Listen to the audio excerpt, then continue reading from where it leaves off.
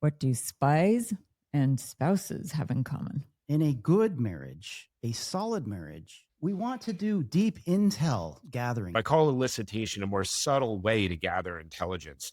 And there are a variety of triggers for elicitation, and they're based on human behavior, our evolution, and our own vanity, really. This is such a great reminder because even in that passion, it may be misinterpreted as anger. One of my favorite ways to build rapport or overcome what I call an intimacy gap is leveraging vulnerability.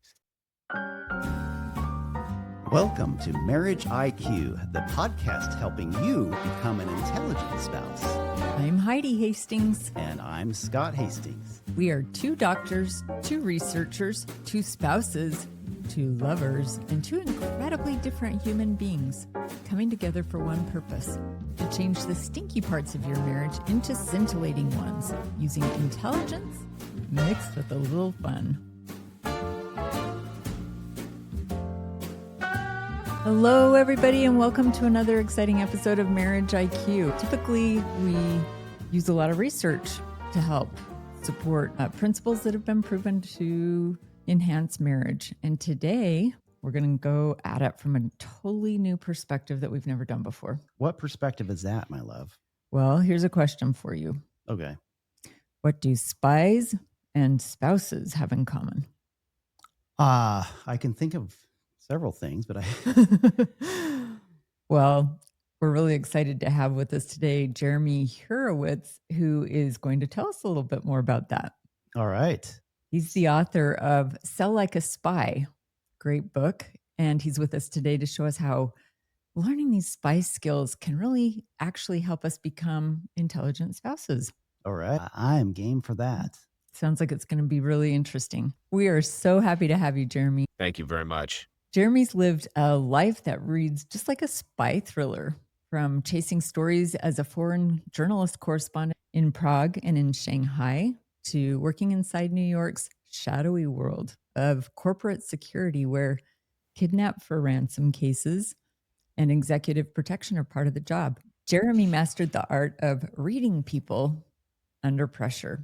He's revealing how covert trademark can sharpen everyday communication. And today he's pulling back that curtain to show how those same secrets can transform your marriage.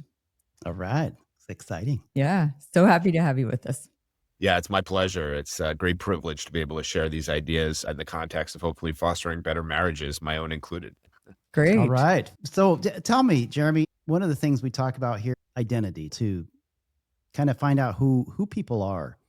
And so just briefly tell us about you and how you became to be where you're at. Sure. I'll keep it brief because, there's probably different iterations here. But, after college, I went overseas with a backpack and a guitar.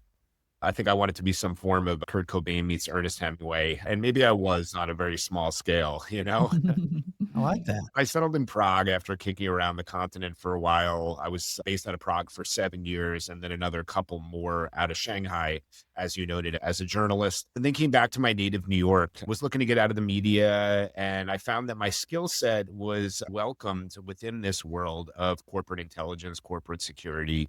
And I've worked on quite a variety of different projects, coming from China in the mid to late 2000s. It was a very hot market for that. So I've been kind of a China guy. But really getting to the point of why we're here together, I observed CIA case officers, members of the Secret Service, the Special Forces, FBI members, including hostage negotiators, and saw the unique skill sets that they brought about to their job and how they interacted with people. And I started using those skills in my career and in my everyday life. Had been thinking about the concept of Sell Like a Spy for a while. I'm one of those people that during the pandemic said, you know what? I don't want to go back to an office full time anymore. I want to write. So that's what I'm doing. I'm writing books. I'm writing articles. I still consult in the corporate intelligence world. I help people kind of communicate better. I give keynote speeches, and I occasionally give kind of off the cuff relationship advice using some of these skills. And I think it might be useful to your audience as well. Well, here you are, off the cuff with us. That's great. There we go.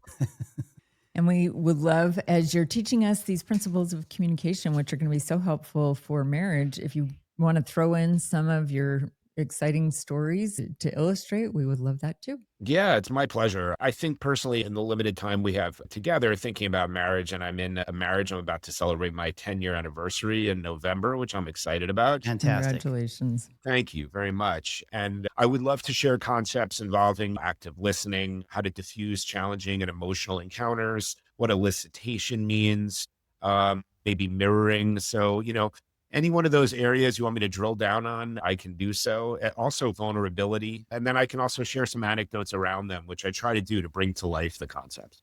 When you talk about intel gathering, I know that's one of the chief points of your book. Before you do anything else, really gathering information.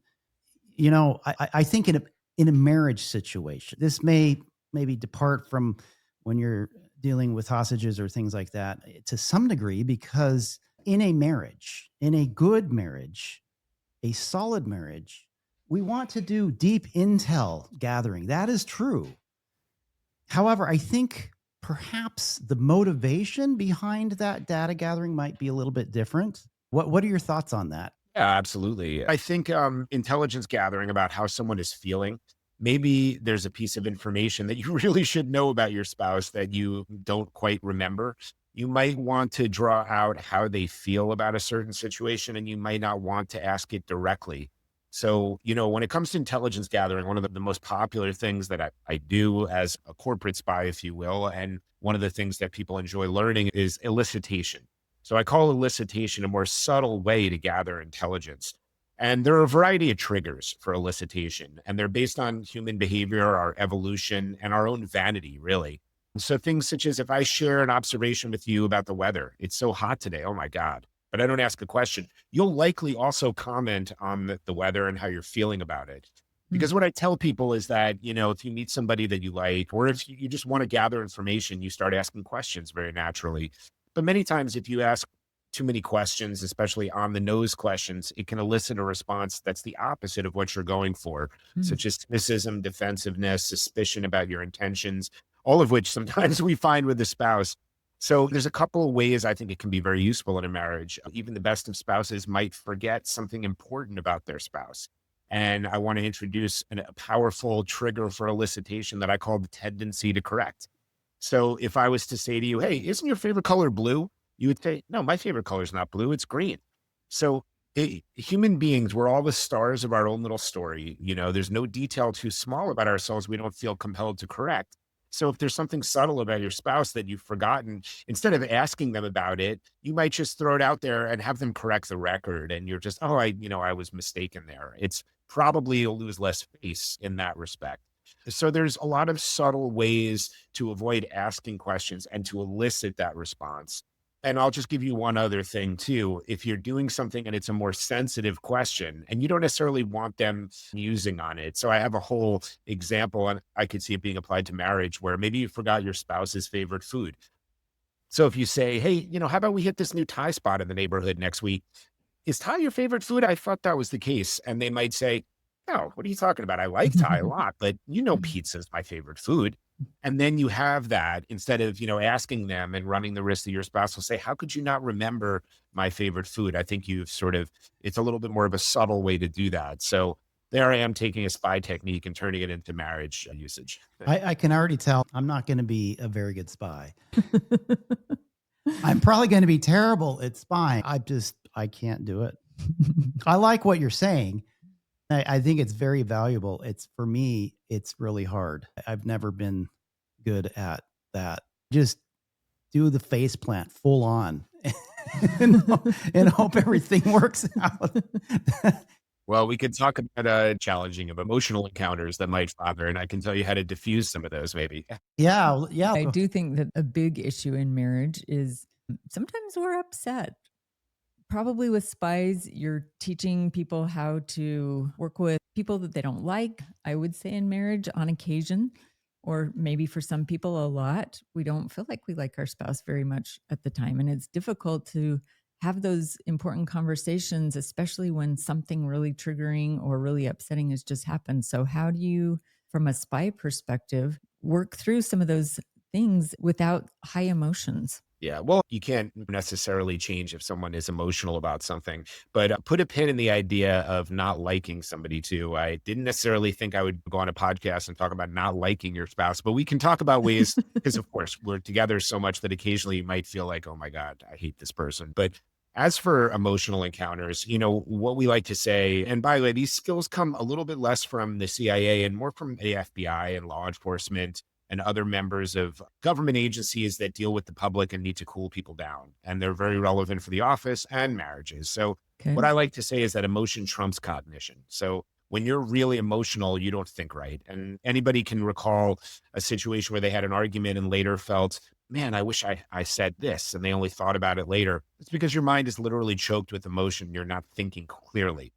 So if your spouse comes to you and they're upset with you about something, what you really want to do is avoid the tendency to get defensive and start fighting with them right away. So if you're seated on the couch or the kitchen table and your spouse walks in and they're upset, invite them to sit down.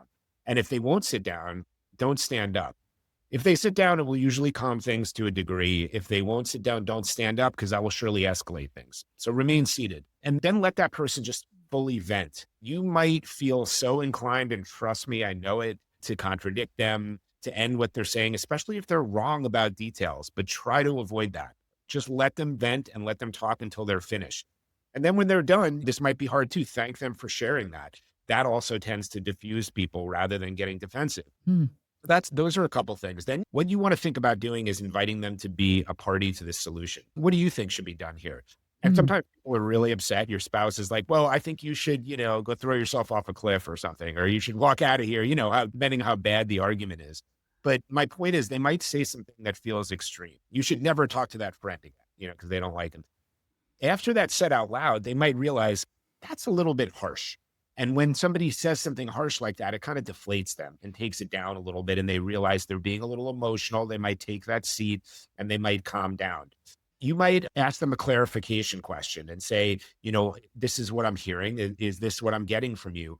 And then they might say to you, yes, that's what I'm hearing, but also this or that. So you can you can draw out more information that can be helpful for you.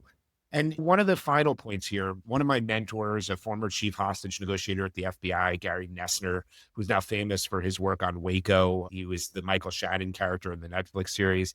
He wrote a really great book called Stalling for Time.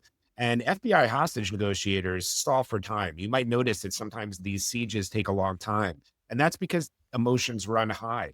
And if you're arguing with your spouse and you try all these things and you're still kind of at loggerheads and you're not making it work, call a timeout. Say, hey, look, I'm going to go take a walk. Let's talk about this in an hour. Let's sleep on it. Let's talk about it tomorrow. I promise you that the emotions will have calmed down by that point.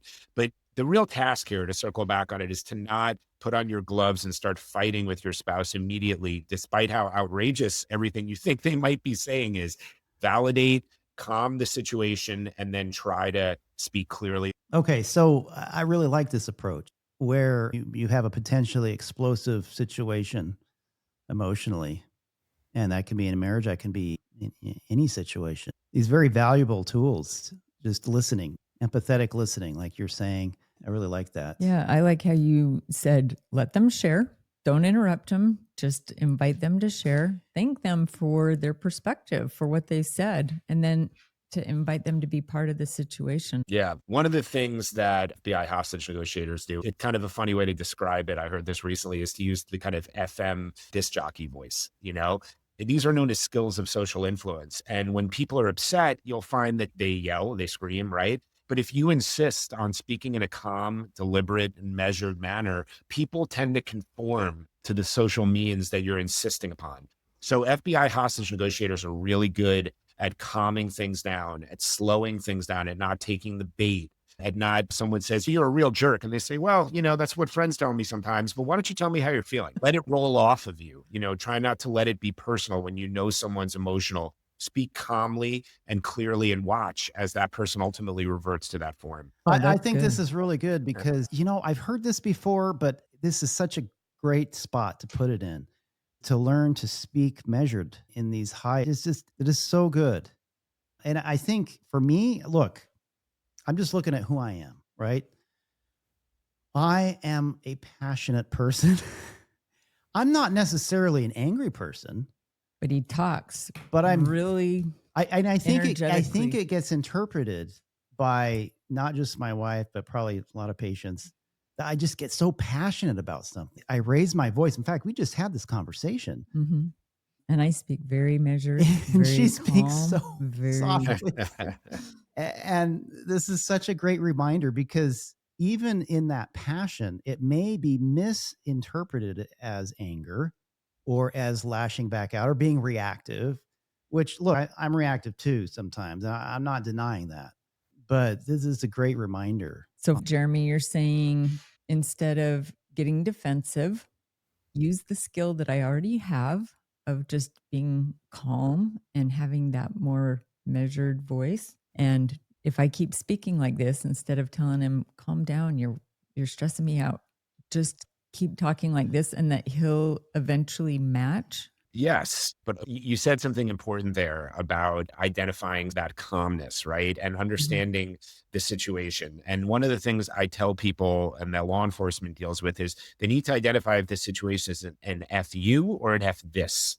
Is your spouse mad at you or mad at the situation is one of the things to identify as well. So that's something important to keep in mind. But I think you reiterated it well there. That's great. Do you handle it differently depending on if it's a you or a thus? Sure. I mean, in law enforcement or when I advise people on, we do a lot of work in this industry on workplace violence and other things. You need to identify between the two of those in that world because you need to understand whether you need to practice self-defense because someone might, escalate things further, or if it's about a situation, how do you manage that together? And that should be a part of your response. You can't change the fact that if someone's, God forbid, mad at you for being a part of an ethnic group or something like that. You're obviously not going to change that. It's an F you situation. Yeah. But if it's an F this, oh, this line is taking forever, or this parking spot, you took it and I should have gotten it. I don't know, whatever the case may be. Or your wife's mad that you said yes to an invitation to somebody that you really disliked. Try to identify what the core of the matter is there and figure out what to do. I found, Jeremy, most of the time it ends up being an F this. If you talk to them long enough, they're just angry about this situation or what's currently happening. It's kind of what I found anyway. When I press enough with people and I ask more curious questions, I wanted to get back to you said, so soften your tone, but also I think what you were meaning too, Heidi, is slowing it down, right? Like, so we're talking softer and slower. What do you think? Absolutely. And then you want to also engage in what FBI hostage negotiators use as an important tool in their toolkit, which is verbal mirroring. I use physical mirroring. That's widely taught in the business world, and you should mirror the physical behavior of others, including your spouse, where you already have good rapport. But verbal mirroring is what FBI hostage negotiators do in part to calm people down because human beings seek comfort and we really enjoy people who are like us. So when you physically mirror, it sends messages. We have mirror neurons that tell us this person is just like me and your rapport builds. But hostage negotiators obviously can't do that. They're not sitting across from somebody either on the phone or a walkie talkie. So using, again, that FM DJ voice, they're looking to pick up on words, language that the other is using. And they'll often look for colloquialisms or pet phrases. I have a friend that says 100% instead of yes a lot. The anger from your spouse is a good moment to use words that they really like and words that they use. So that is a good way to subconsciously get to them. Can you give us an example in marriage how you think verbal mirroring might show up and be beneficial?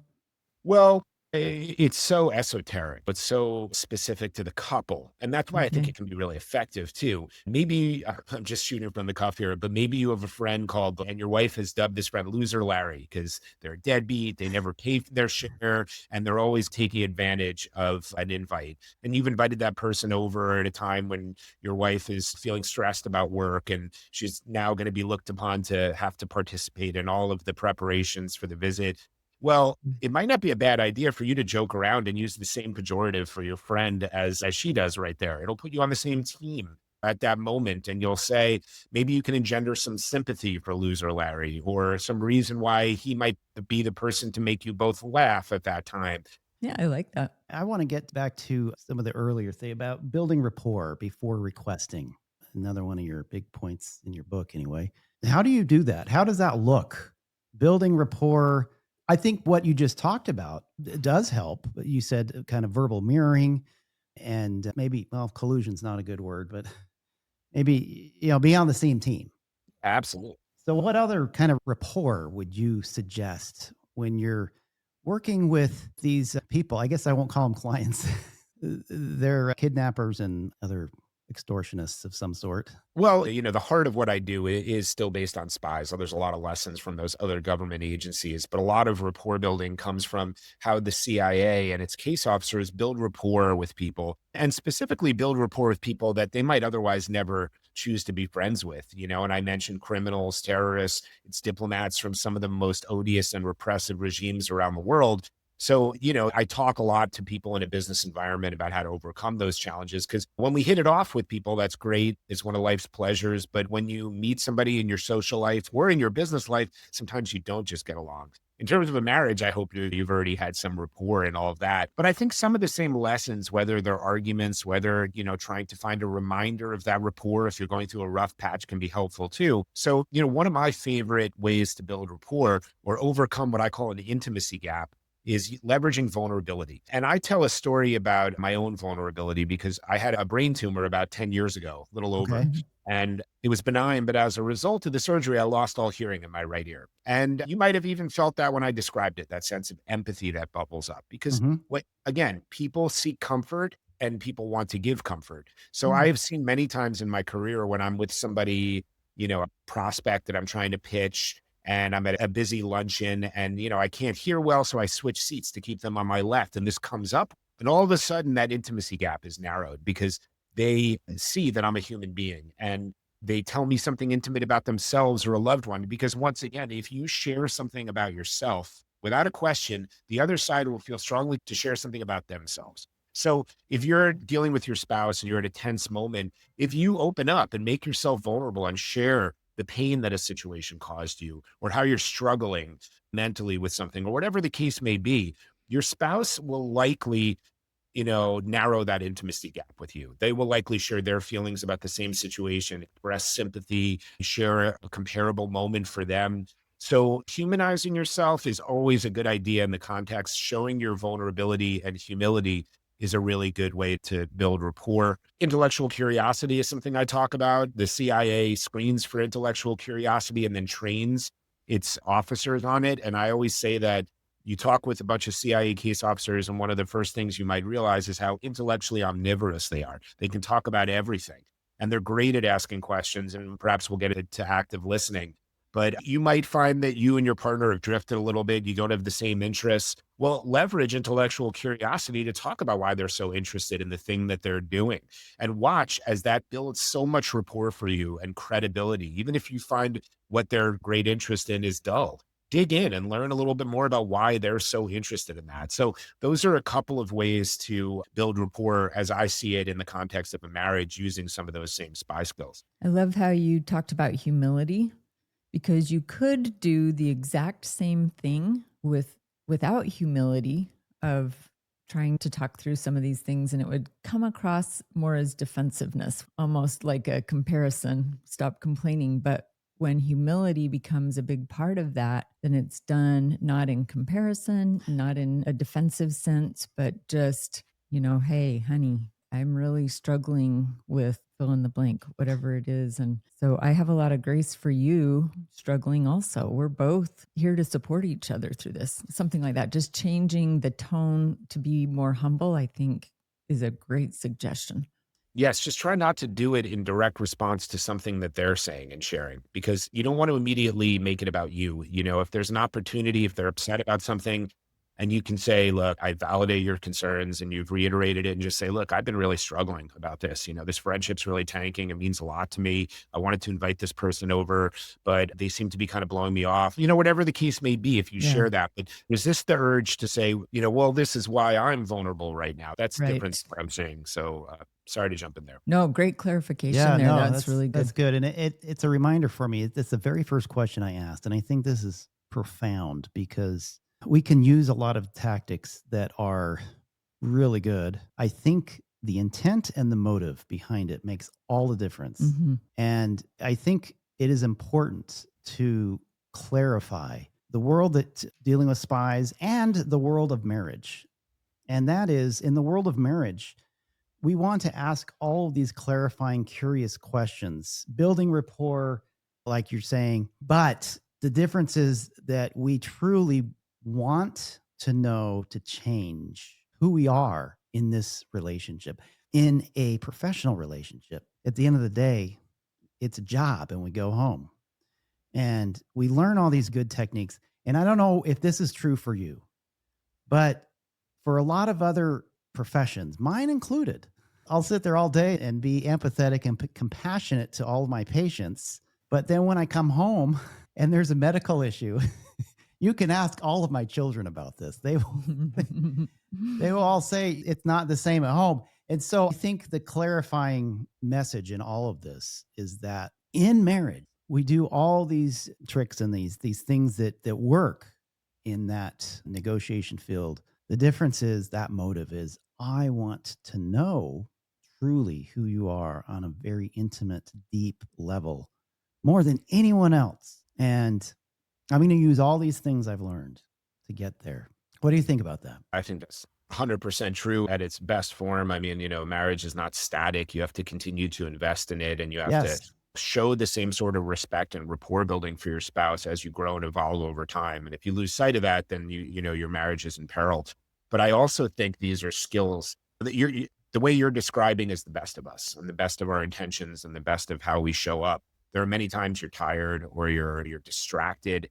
And I actually lead a workshop on how spies leverage disguises and cover stories. It's one of the few areas that Hollywood gets a little bit correct. I spend a lot of time on misconceptions. So I'm not suggesting that you be a phony spouse, but what I'm suggesting is that you're describing an ideal and then we should aspire to. It's noble, but there are times when we're exhausted or what our spouse might even be boring us or anything like that. But in order to achieve that higher ideal and work towards it, you want to continue to leverage intellectual curiosity, great Okay. listening skills, mirroring. You want to try to always be on in that way if you can to show up for your partner. So I think it's a subtle nuance, what I'm saying, just to build on the ideal that you shared. So I agree. I think that's really good. I'm glad that you're clarifying this further because you're right.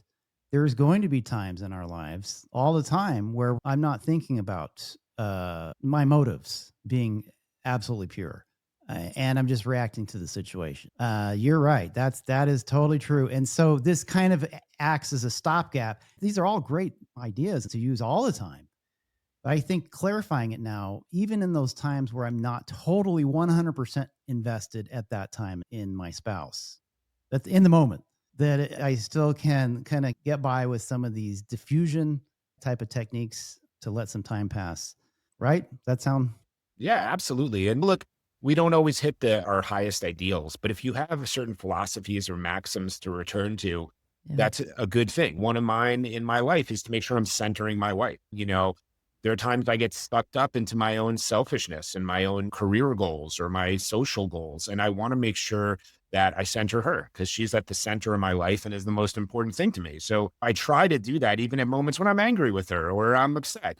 So, one of the things I tell people about active listening is, I challenge them and say, who's the best listener you've ever experienced in your life? And then I pause and I let people think about it. And then I ask them and they say, this person or that person. And, then I say, do you have a high opinion of that person? And of course they do, because when we feel listened to, we feel seen, respected, and understood.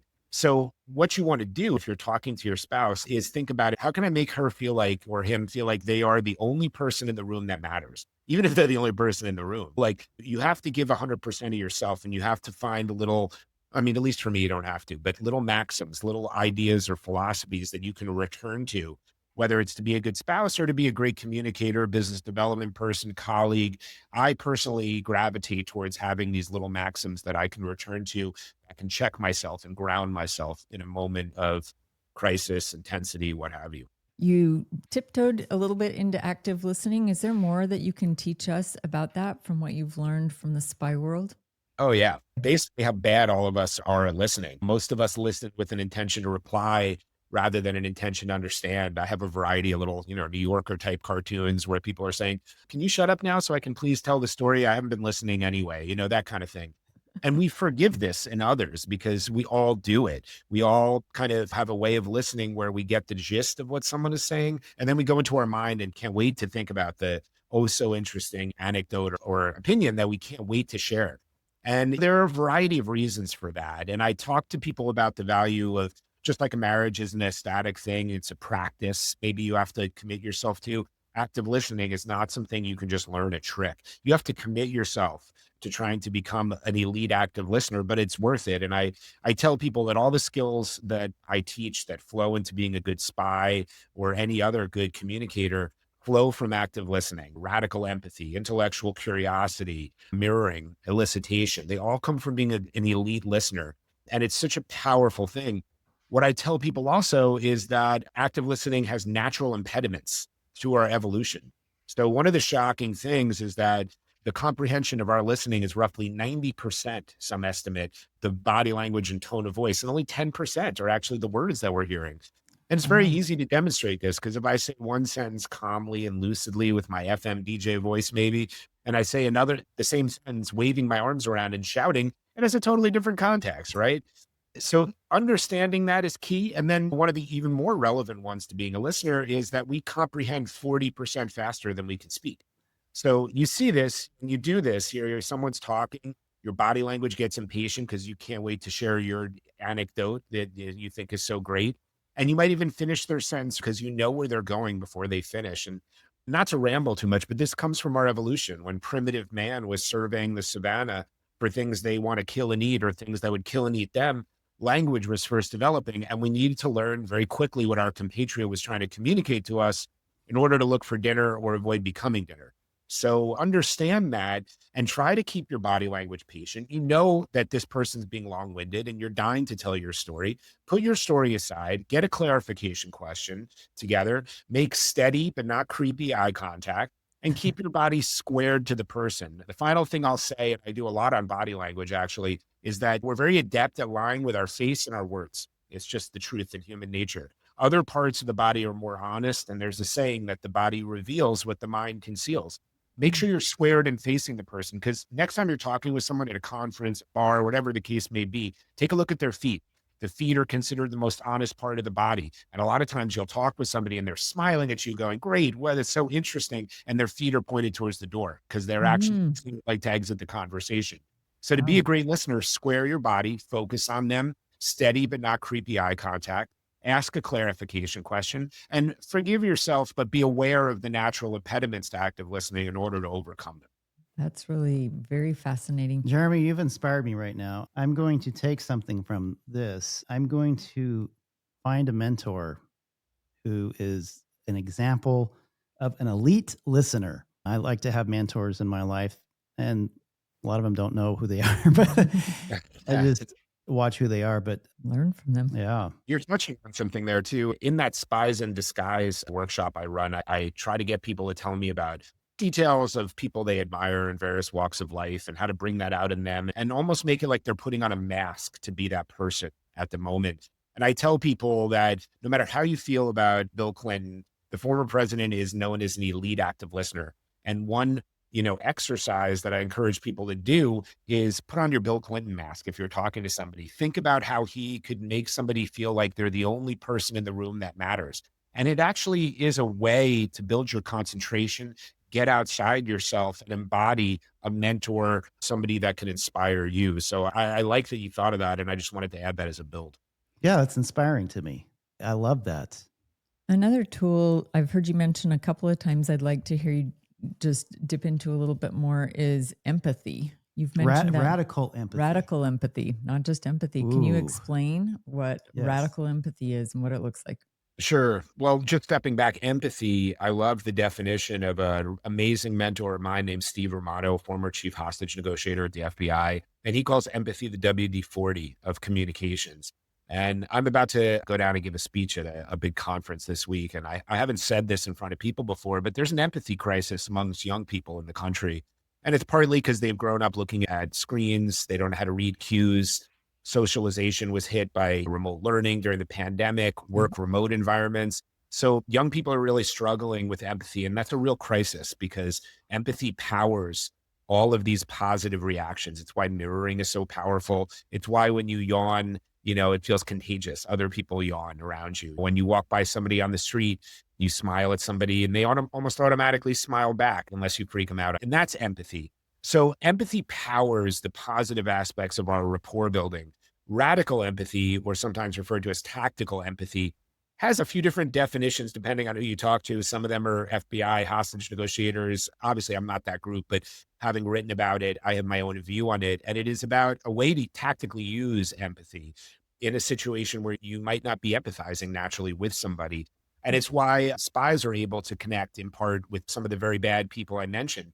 The idea of radical empathy is that just about everybody, I like to say 99% of humanity has a kernel of humanity, something redeeming. There's a quote that I like that I use in my book, that every good intelligence officer has a real bond with their target on some level and in some regard. Hollywood shows spies coercing people, torturing them, blackmailing them. But in reality, they build incredibly good relationships with some rather bad people by being able to find that area of connectivity.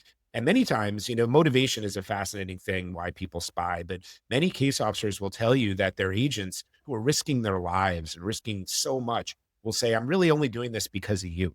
Because we will do extraordinary things for people that we care about, that seem to understand us.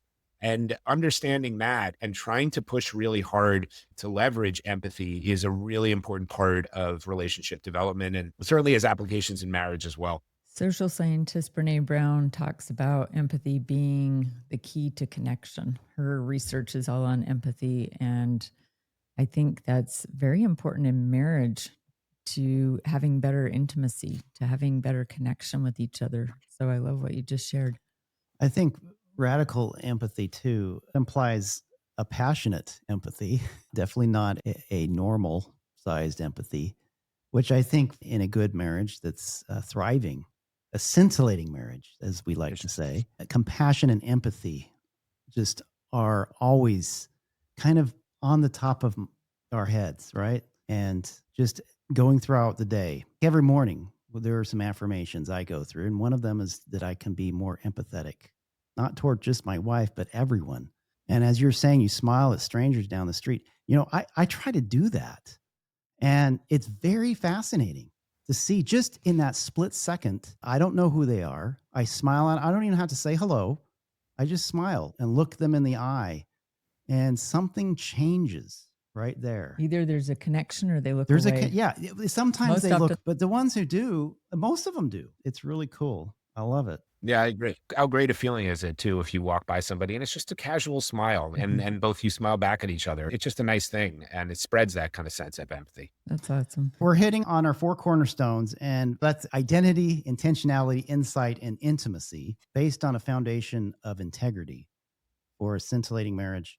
You've hit on several of And them. I think mainly today's insight, kind of looking at ourselves and also learning how to read the room better, learning how to read other people better, which we have learned is external. And how what we insight. do impacts other people. And what you're teaching us here today is we can do just little simple things, learning new ways of listening, being humble and looking in the eye and squaring the shoulders, and little things like that can help us see how it can change the way that our spouse reacts when we just kind of slow things down, talk more slowly. Yeah. So just kind of recapping here, I really am impressed with some of these techniques that can be employed without really any emotional intelligence at all, right?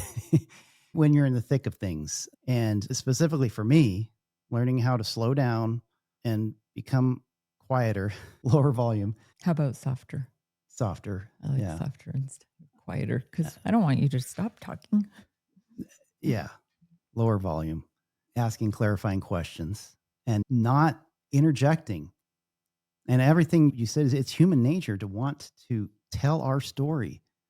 We want to tell our story too. And I think that is human nature. And it's difficult. As you said, these elite listeners, that's something that I struggle with. I think that I probably get by in our relationship, but I struggle with inability to focus. I'm one of those ADHD guys. And also in my profession too. It's funny because I've learned very well how to listen in the office and ask very specific questions that help me get to the answer more quickly. It's learning how to apply that in our lives. Yeah. What other tools do you have, Jeremy, that might help our listeners? Elements of body language could be interesting to consider, to take the context of if you're sitting with your spouse and you say something to them and all of a sudden they reach back and start rubbing the back of their neck, that's a comfort gesture, right? Body language doesn't always mean one thing. It could be a fly landed on the back of her neck. But if I say something and then my wife goes to rub the back of her neck or bridges her nose like this, those are gestures that show me from a body language perspective that she's not happy with what she just heard. If we're having dinner and I arrive at the restaurant and she moves out of the way, the vase that's in the middle, takes the folded napkin, the water glass that's in the center and kind of clears a lane for me, I know she's happy to see me. If she puts her handbag on the table in front of me, then maybe it's the opposite. That's a blocking gesture. Anytime someone puts anything between you and the individual, even folding the arms, it can be interpreted as a blocking gesture. Again, it's not 100% the same thing, but you can get elements of body language from what I write. Detecting deception is something similar in that there's no way to accurately always read if someone's lying, but you can determine if someone might be shading the truth. One of the things is failure to answer a question. You ask a certain question and then they kind of reply in a different way or ramble off in some other way. These are red flags that lead us to think maybe someone is being deceptive. They don't want to answer things correctly. So there's whole sections on both of those areas within my book as well about detecting deception and reading body language. That's great. Jeremy, this has been so fantastic. If people are interested in learning more about what you do, besides reading your book, are there other places that they can follow you? Yeah, absolutely. LinkedIn is a great way to find me, and you can feel free to connect to me there. Please visit my website, selllikeaspy.net. You'll find examples of me speaking, articles I've written, ways to connect with me there. And the book's a great way to go. It's on Audible. It's an ebook and, of course, available in hardcover as well. Sell Like a Spy. We will put a link to that in our show description. So if any of you listening want to just make it real easy to do that, then look for a link to that there. Well, this has been fantastic. I've learned a lot. Thank you so much for meeting with us and discussing how two perspectives can provide a new look at things in marriage. Very fascinating. Yeah. Well, thank you both so very much for having me. I've enjoyed the conversation, and let's hope maybe we've helped diffuse a few difficult encounters or rebuild rapport in a marriage that could use it. Yeah, we love that. Well, thanks everyone for joining us today. If you have any questions, you can reach us at hello@marriageiq.com. You can find us on Instagram and Facebook, YouTube as well. And we just would hope that you would want to share this with a friend or a loved one, even if they're not married. This is great info. Just life info. And until we see you next time on another exciting episode of Marriage IQ.